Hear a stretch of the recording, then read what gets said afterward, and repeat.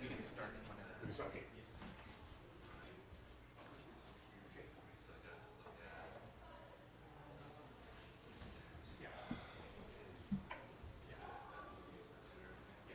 So maybe I'll call on you first and then you fill in.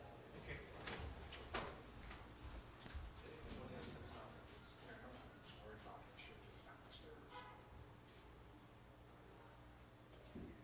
Go back long way. We'll go back to that. His mother, my grandmother, came over both same time. Was that right? Hey, Steve, morning. How you doing? All right. Always good to see you.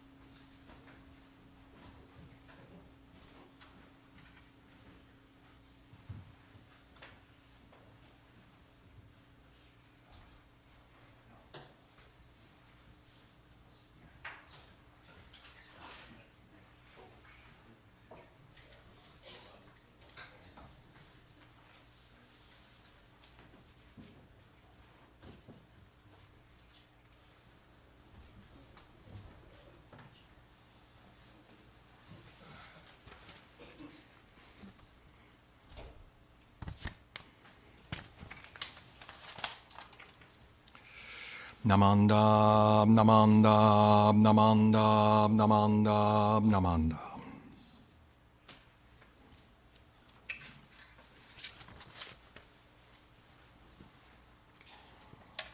Well, good morning, everyone. Welcome to our Dharma family service. We'd like to begin the service with Sutra chanting, and we'll be chanting Juseige. Page 93 in the big purple book. Page 20-something in the small purple book. 23 in the small purple book.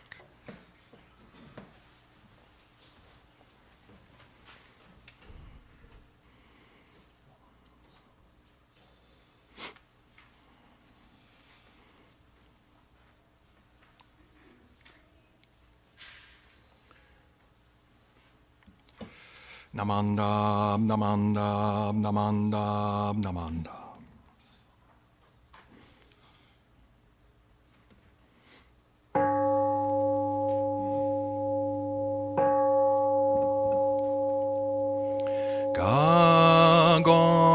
Kansho segan hishimu jodo Shigan fumanzok Seifu joshogak Gao muryoko Fui dai seshu Fusai shobingu Seifu joshogak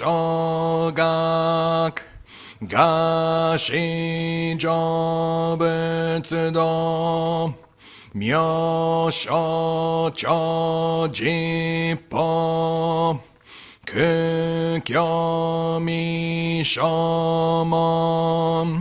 Seifu joshogak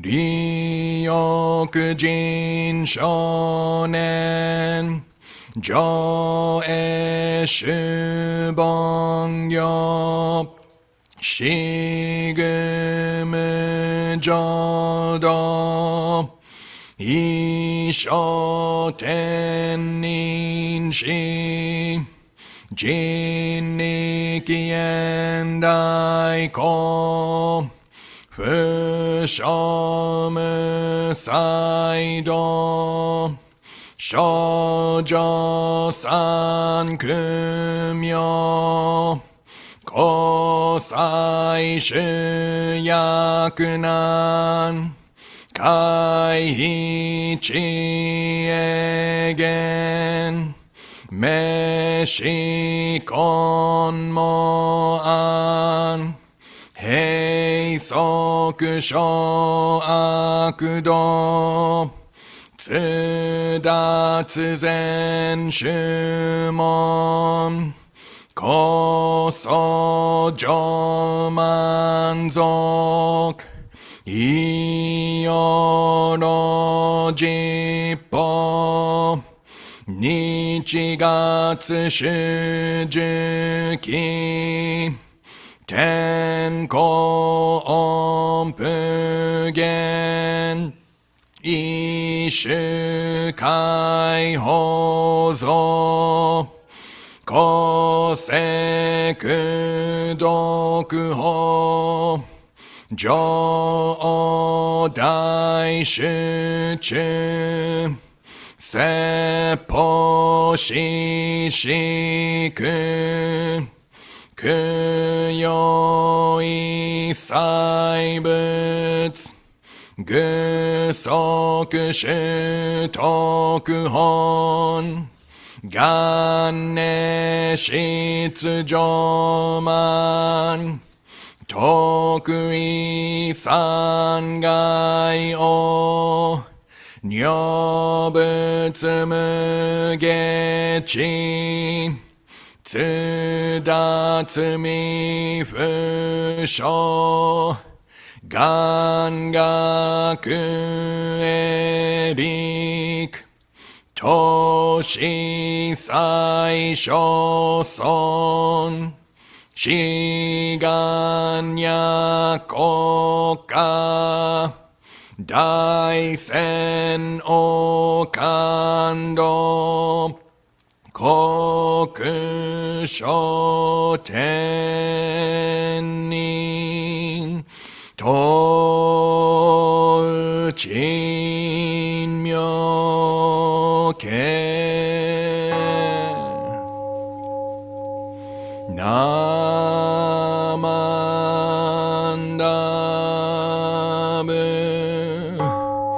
Namandabu Namandabu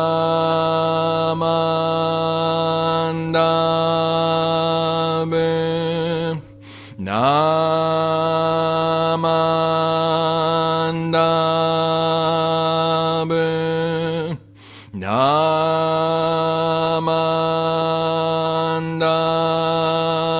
Namandabu Namandabu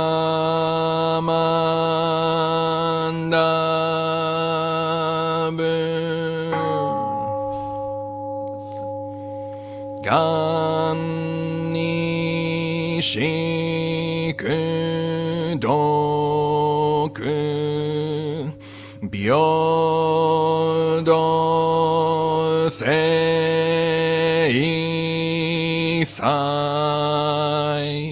Dohoten Bodaishin Ojo An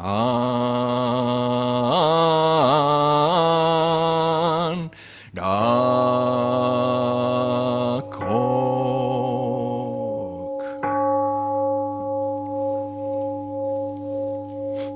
Namo Amidabutsu Namo Amidabutsu Namo Amidabutsu Namanda Namanda Namandabutsu.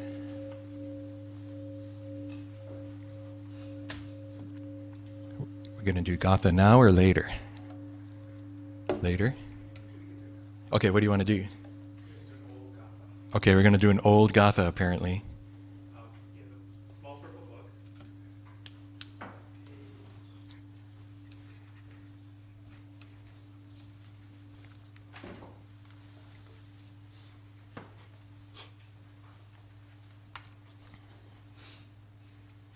under L. The suspense is killing me. Page 64. It's one of the gathas that was created by some of the converts that joined Juseige Buddhism. But listen to his voice. Listen to his voice on page 64 in the small purple book. And I'm sorry, online people, we don't have it on the screen.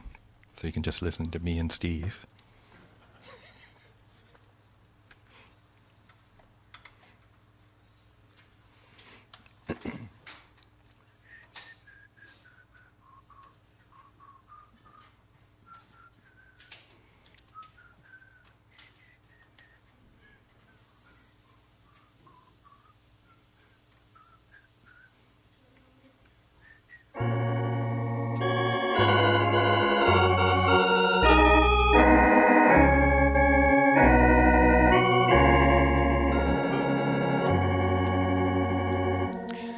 Gladly sing the children's voices in Lord Buddha's temple bright, as they tell the wondrous story of his search to find truth's light. 'Neath the tree the master seated found nirvana's radiant peace, saw before his eyes the pathway whereby all men's ill shall cease. Oh, what glorious light was shining from Lord Buddha's gentle face, as he went to preach salvation to the people of his race. And the people, when they heard him, gladly walked the eightfold way, leading from the realms of darkness into everlasting day. And then don't put the book away. Let's turn to page 3 and we'll recite the three treasures. But give me a second. Page 3. Boom, boom. The three treasures. Hard is it to be born into human life, now we are living it. Difficult is it to hear the Buddha Dharma, now we hear it. If we do not deliver ourselves in the present life, no hope is there that we shall be freed from suffering and sorrow in the ocean of birth and death. Let us reverently take refuge in the three treasures of the truth. I take refuge in Buddha. May we all together absorb into ourselves the principle of your way to enlightenment and awaken in ourselves your supreme will. I take refuge in Dharma. May we all together be submerged in the depth of the doctrine and gain wisdom as deep as the ocean. I take refuge in Sangha. May we all together become units in true accord in your life of harmony in a spirit of universal oneness, freed from the bondage of selfishness. Even through myriad ages of kalpas, hard is it to hear such an excellent, profound, and wonderful doctrine. Now we are able to hear and receive it. Let us thoroughly understand the true meaning of the Tathagata's teaching. Namo Amida Butsu. Namo Amida Butsu. Namo Amida Butsu. Namanda.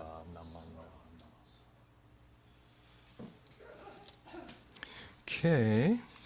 I'm going to keep the book out because I'm going to critique the song a little bit. But in the meantime, welcome again to our Dharma Family Service. My main theme for today is difference and the middle way. Difference and the middle way. And I'm kind of extending from a very short talk I gave on Martin Luther King Jr. Day at the Evergreen Missionary Baptist Church. We had a interfaith service, and I'll come out and say it. I was a token Buddhist, but it's okay. I'm glad to have been invited. It's the second of those kinds of events that I've been to. I also spoke at a very similar event with Mayor Barbara Lee, a service that we did for her last year here in Oakland.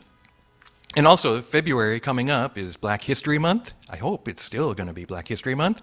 And so we can kind of extend out. We can have this bridge. Also still thinking about Shinran Shonin and Ho-On-Ko, Shinran's memorial. Also New Year's, right? So it all kind of mixes together. The talk is on YouTube. The whole service, I think, is still on YouTube, the interfaith service, so you can go and watch it.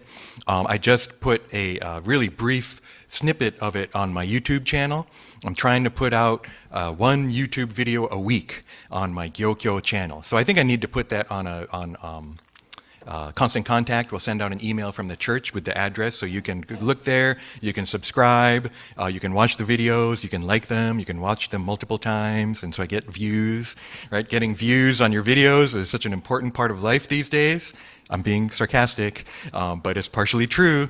My first video I put out, I think New Year's Day or day later, got 1,000 views, and I was like, yes, shorts generally get a lot of views, more than regular. The next video got 200. I was like, oh, people don't like me. But it's just because, maybe YouTube is like, this isn't going to sell, or they show your video to a few people, and the more people watch longer, the more it starts sending it to other people. And that's how you get views. So I put up a very short, brief video excerpt from the Martin Luther King speech that I gave, and I got 400 something views. I'm up to 500. So it's better than the last one, right? But one thumbs up, one thumbs down, at 50% approval rating. And so go and do thumbs up, okay, on my videos. That helps too, and helps get the message out. It's okay. These aren't the best videos that I've done, but part of it is you just have to do it. You can't be a perfectionist. You just have to make a video and put it up. It almost doesn't matter what you say. I mean, this is part of the absurdity of our life now, right? That you don't know what's going to hit, you don't know what people are going to like, so you just have to do it. And if I wait around expecting perfection, I'm never going to put up a video because it's really hard to do, especially every week. So the main thing I say in the video is, it's okay to be different. And people are clapping. That's partly another reason why I put it in the thing, because they're like, oh, they're clapping about what I'm saying, right? But I said, it's okay to be different. And I'd spoken because they got my name wrong in the program.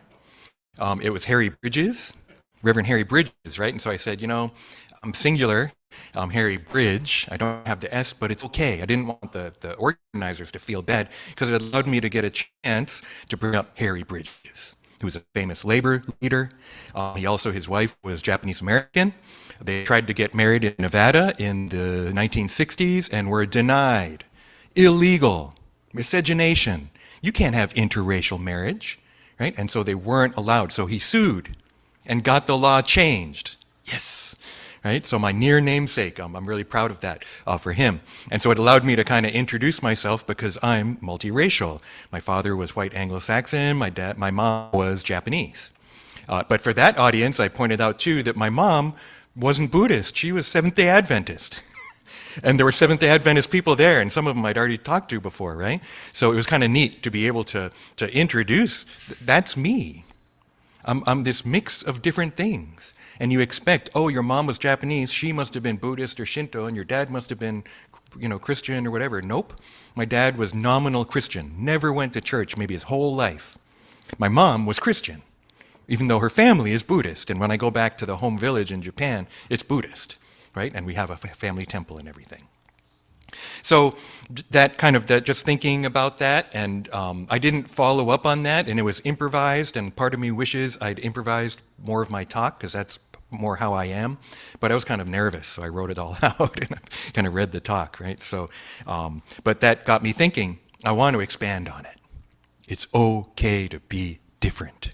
You don't have to be like everyone else. I think that's what I thought America's about. Right? That we can be any race, we can be any religion, you can have no religion, right? And here we are, right? 125th anniversary of Buddhist Church of Oakland, so we're allowed to be Buddhist in this country. We can even be proud to be Buddhist in this country. It hasn't always been easy. So racially, people of Japanese racial background were imprisoned with no trial, no nothing.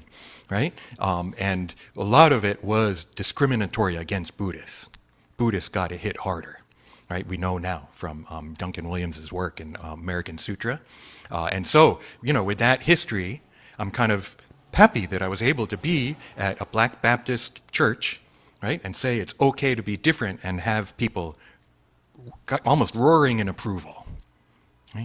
And it's kind of neat. One of the neat things about going to these things is that they're not all, they're Christian, but it's all different stuff, right? Baptist, Seventh-day Adventist, Catholic,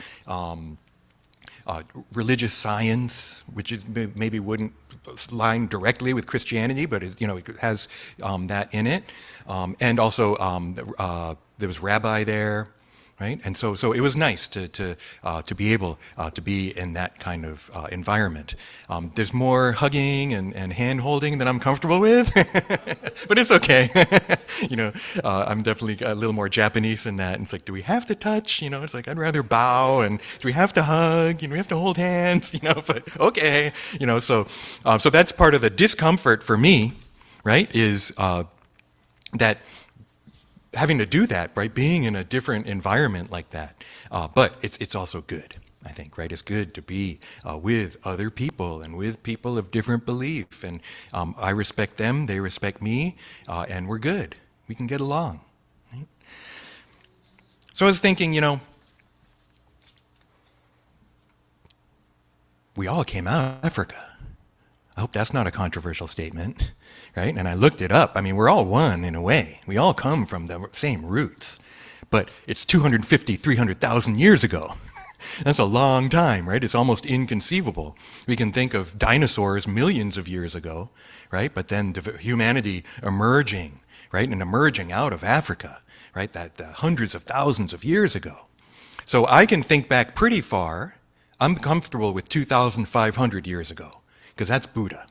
That's Shakyamuni Buddha, right, in India. But I just looked up a little bit.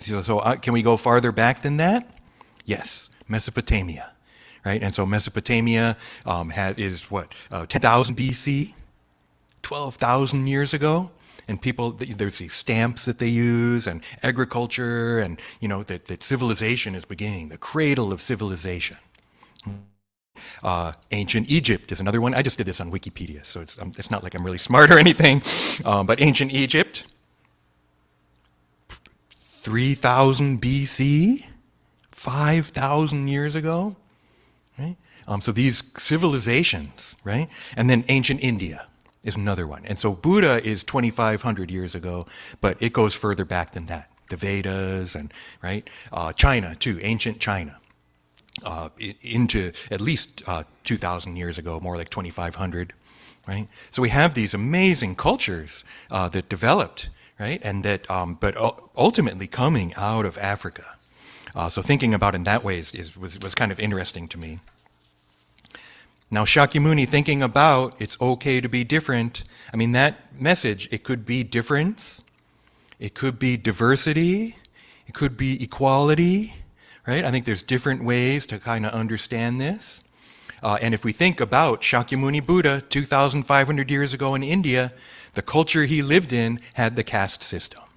Now, I'm not an expert on this, and it's probably changed over time, but it's a system where you're born this caste, you're that caste. Someone else can't join just by signing up or passing a test.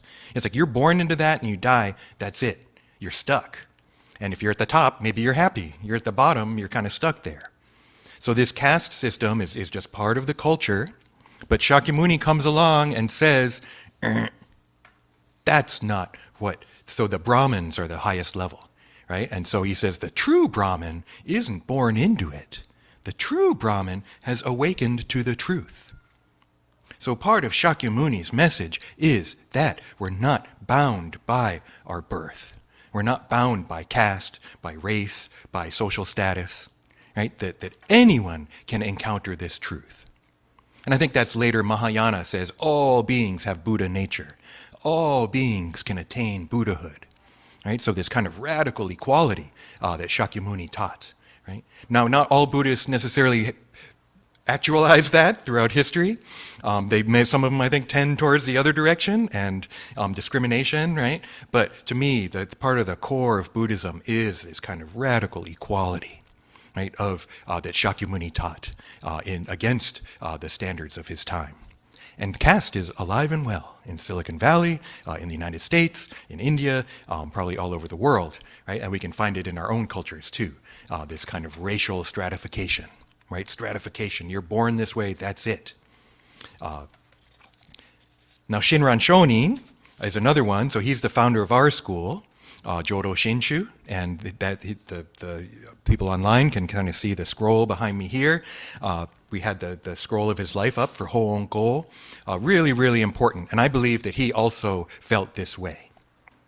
So he quotes there's a text called Notes on Essentials of Faith Alone. Shinran was very well educated, but he was also an educator. He taught people. And so a lot of the priests, the monks, had texts, right? They had these Chinese texts. And like when we chanted this morning, Ga Gon Cho Se Gan Hishi Mu Jodo, that's not Japanese, that's Chinese.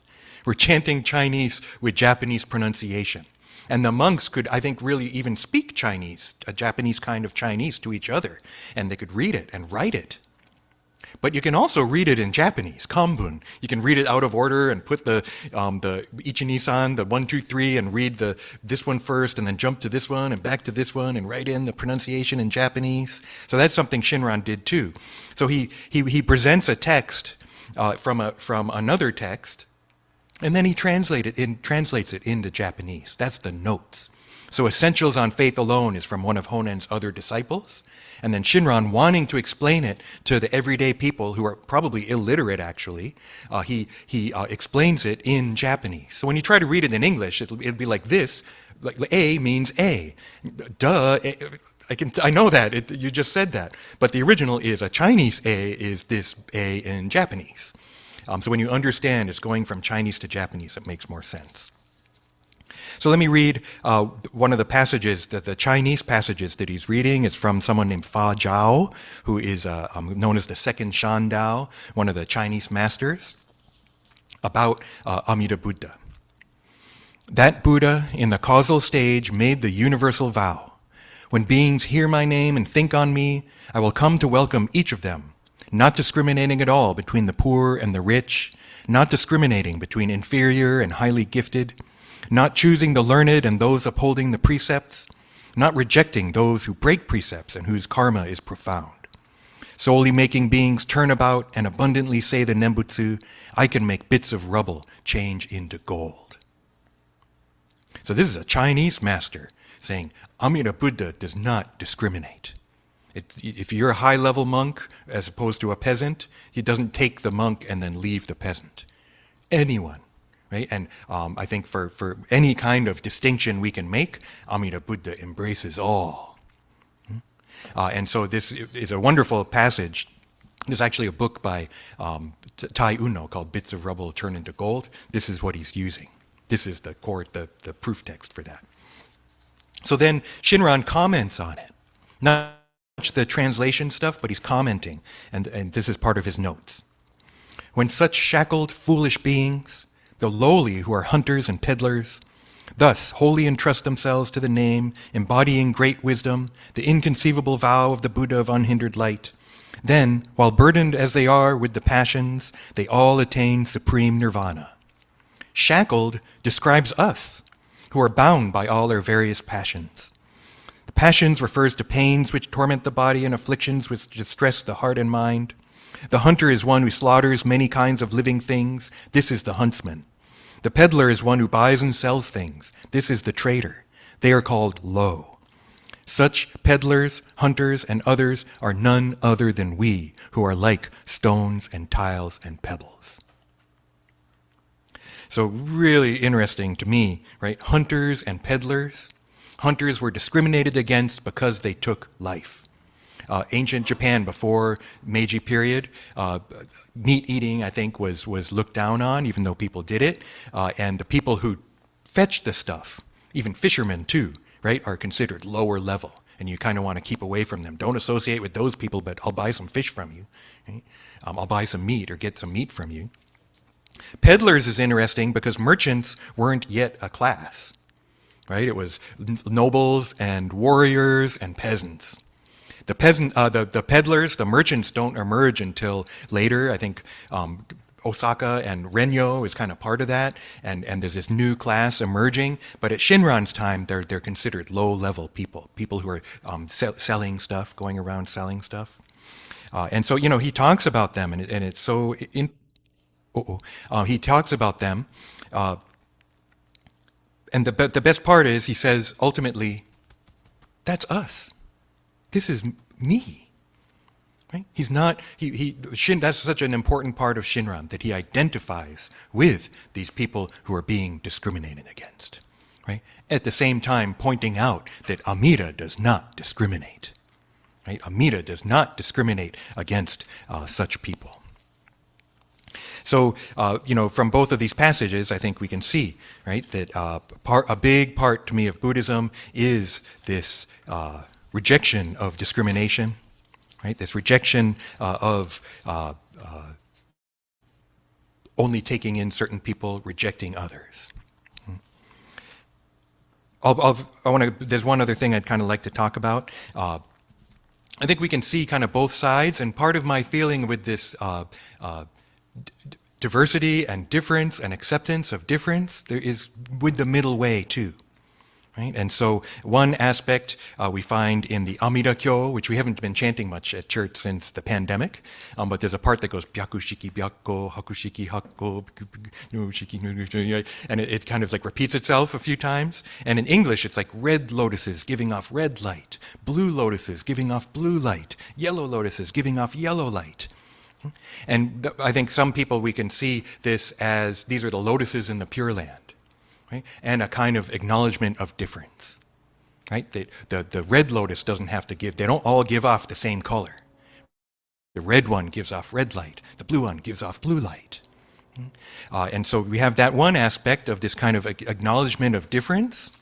But in the larger sutra, which we chant Juseige is one short section of the larger sutra, and there's another section of the 48 vows of Dharmakara Bodhisattva, these vows that establish the Pure Land and establish Amida Buddha, set the whole thing up. And one of the vows is that all beings in the Pure Land have the same appearance, and they're all like gold. Right? They all are this golden appearance with no distinction. We aren't like, oh, that one's really good looking, but not so good looking, right? There's none of that kind of distinction, that they're all the same. So I think it's really interesting, these kind of two aspects, right? I think what it's saying is we're all equal, right? That some aren't better than others. And that might be one way to understand this golden form and everyone looking the same in the Pure Land. But the other side is those lotuses, right? That we don't have to be the same, right? We can actually be different and be ourselves, but still be together and still get along. And so in addition to saying it's okay to be different, another thing that I didn't say at the Martin Luther King thing, but it's important to me, is it's okay to be yourself. It's okay to be you. And be you in all the different aspects of it. And that reminded me too, there's also something I heard from, I think it was Reverend Dr. Kenneth Tanaka. If you grew up in the 70s and 80s, there was a thing, I'm okay, you're okay. Right, have you ever heard that? All right, I'm okay, you're okay. So they came up with a Shinshu version. I didn't come up with this is them. I'm not okay, you're not okay, and that's okay. Right? That we don't have to always be putting off this like surface kind of thing of, no, I'm fine, everything's fine, you know? That Shinshu actually allows us to see maybe the parts that aren't fine. Right? And that if I think back, Henry, the security guy, was pointing to me how I looked like my dad all of a sudden.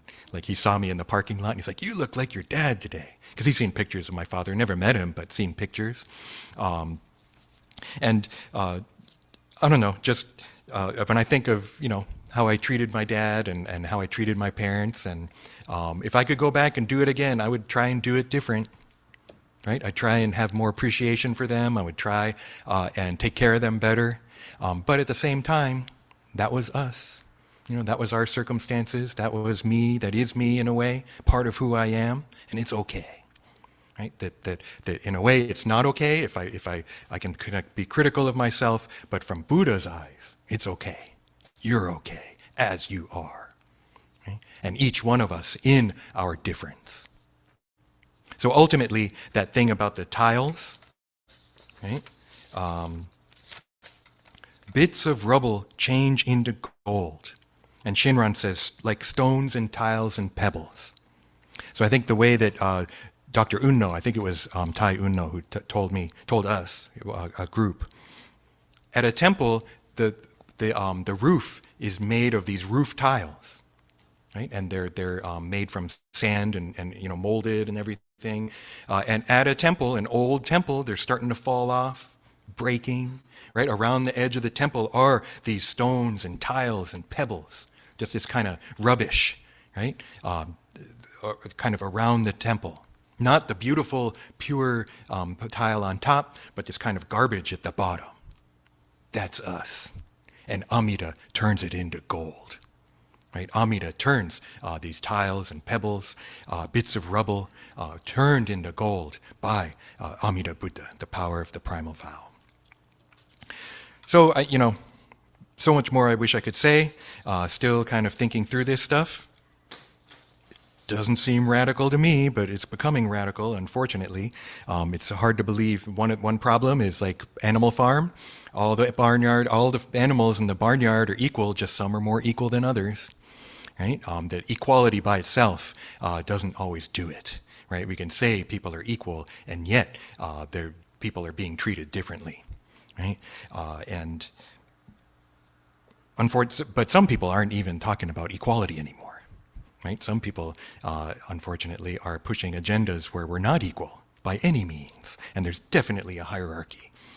Personally, I'm not into hierarchy. Of course, there are people, some are older than others, some are smarter than others, et cetera, but this teaching of Shakyamuni Buddha, this teaching of Shinran Shonin, of Amida Buddha, to me, is that we're all equal. And so I'd like to conclude with that. Let's read the passage again by Fa Jiao to conclude, so please join me in Gassho. Amida Buddha, in the causal stage, made the universal vow. When beings hear my name and think on me, I will come to welcome each of them, not discriminating at all between the poor and the rich, not discriminating between inferior and highly gifted, not choosing the learned and those holding precepts, nor rejecting those who break precepts and whose evil karma is profound. Solely making beings turn about and abundantly say the Nembutsu, I can make bits of rubble change into gold. Namo Amida Butsu. Namo Amida Butsu. Namo Amida Butsu. Nam Nam Nam Nam.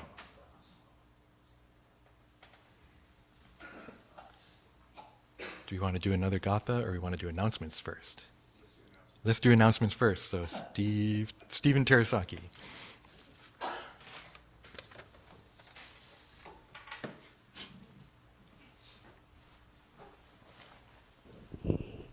It's on, right? Great. Steve Terasaki, the Buddhist Church of Oakland version of Steve Terasaki. We are, next weekend, right, is next Sunday? Shotsuki, right? And we're going to have it in place? Oh, okay.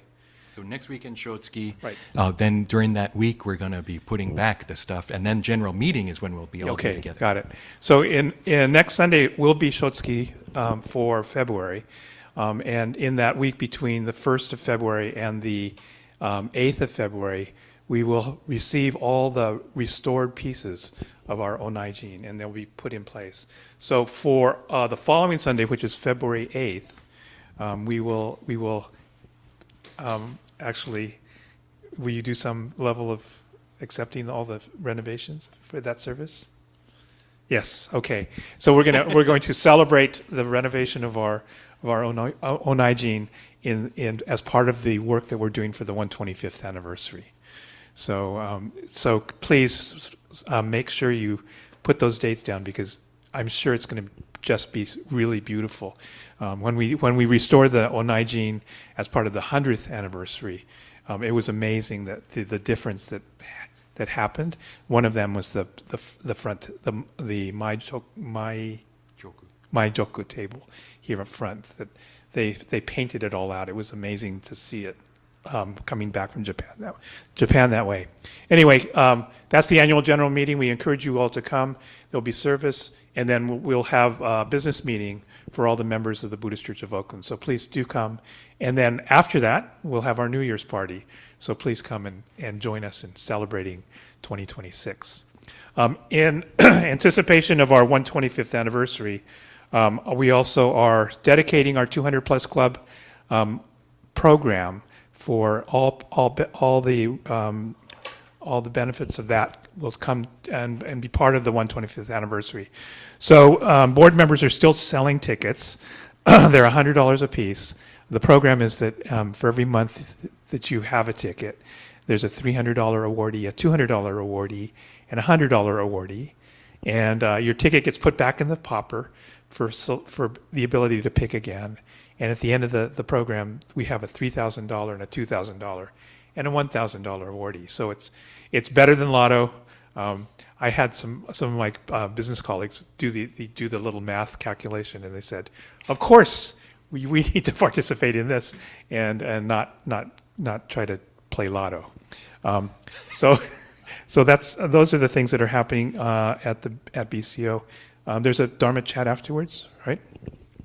So I'm going switched my hats, and I'm now going to speak on behalf of Steve Terasaki at BCA. So on February 7th, the BCA is hosting a series of workshops all day. They're all virtual, so please come and join us. The morning sessions are my beginning session, which will start at 9:30, is all about defining who's a member and rethinking members, the definition of a member for our temples and the BCA in general. The second session in that morning will be Bishop Harada, and he's collected a number of individuals who have crossed over, and they'll tell their stories of why they came and found Jodo Shinshu to be part of how they look at their lives. So if you're interested in that, that will be following my sessions. I believe it's at 11 o'clock. And then in the afternoon, we have a bunch of sessions. There's 12 sessions. We have 4 tracks, 3 sessions each, on a variety of topics. And so if you're interested in anything about BCA, about what it takes to run a local temple, of all the things that are important about Dharma schools, for example, there's specific workshops on each of those topics. So that's February 7th, and then the following weekend, February 12th, 13th, 14th, and 15th. The 15th is the National BCA Eitai Kyo service. It will be streamed live. And are we having service? We will not be having service here on that Sunday, the 15th, because Sensei will be in Seattle along with me. So will Michael. Michael, you can be there too, right? Yeah. So we'll all be in the Seattle area as part of the BCA's National Ministers Association meeting and the BCA National Council meeting. So put that on your calendar too. We'll email about it. We'll email about it so that you'll have all the links for all the things that are happening on the national basis. I think that's it. I want to thank Sensei for his wonderful Dharma talk this morning, for Michael Endo, Reverend Michael Endo for assisting, and I play a little bit. So anyway. What do you want to play next? We will play Ondok-san 2. Okay. Yes. Page 220 in the large purple book, Ondok-san 2.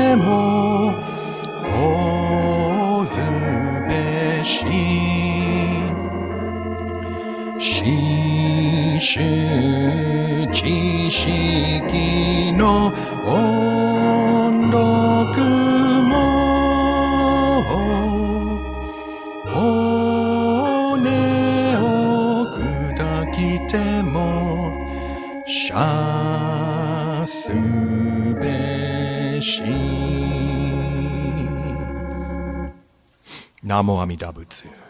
Namo Amida Butsu. Namo Amida Butsu. Namo Amida. Okay, thank you for joining us. This will conclude our service. You can come up and offer incense if you have not done so already, and we'll end the stream here. But people in person, we can go to the small chapel and have Dharma chat. So we'll see you over there. Thank you very much. Namo.